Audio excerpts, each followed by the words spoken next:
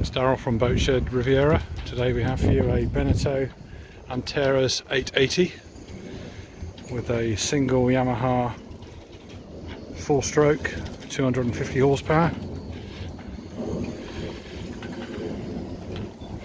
To give you a view from the dock.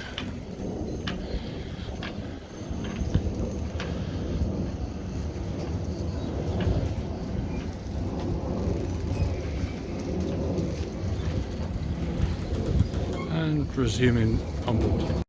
So back on the Antares, that's obviously the cockpit, the pedestal for a table. The table is stowed inside, and there's all the cushions for these seats as well.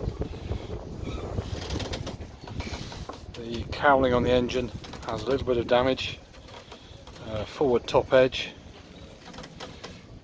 either be repaired or a new engine cover.